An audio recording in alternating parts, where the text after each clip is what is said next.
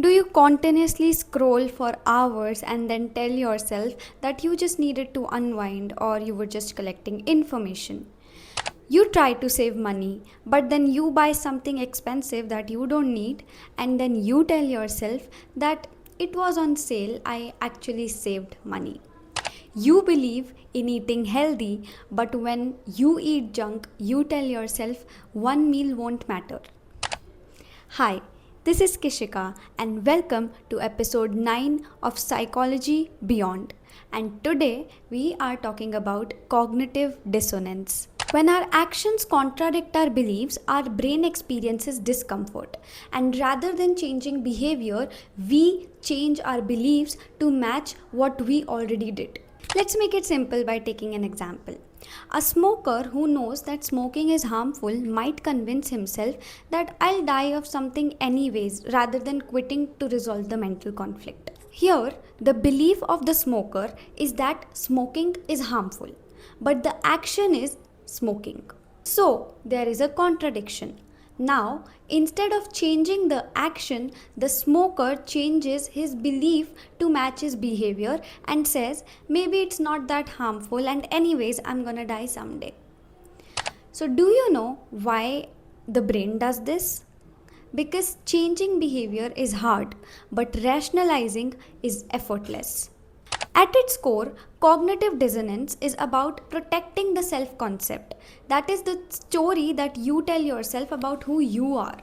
Most people carry deep beliefs like I am a good person, I am smart, I make smart decisions, I am rational. When behavior threatens that story, the brain does not update the story, it edits the reality to fit the story.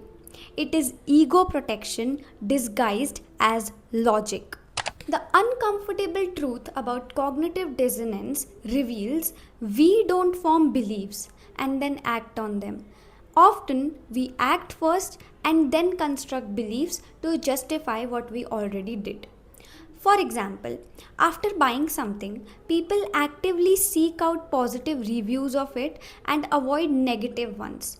Not before, but after the purchase. The decision is made and the brain works backward to justify it. Let's see how we can work on it. Often, cognitive dissonance becomes much easier to manage once the conflict is clearly named instead of remaining a vague feeling in the background. So, first of all, ask yourself, what are you doing or what do you believe? In this process, you will realize that sometimes one belief is outdated, unrealistic, or based on incomplete information, or that sometimes the behavior is the issue. So, ask yourself if your behavior and beliefs align with your long term goals, and then change what you can. For example, if health is important to you, start with a realistic exercise routine instead of just thinking about it. And if you're not able to complete that goal, don't rationalize it by saying it's not a big deal, I'll do it tomorrow, everyone does it, I'll change it later. Before accepting a justification, ask whether it genuinely reflects reality or are you simply trying to reduce the discomfort which eventually stops you from growing.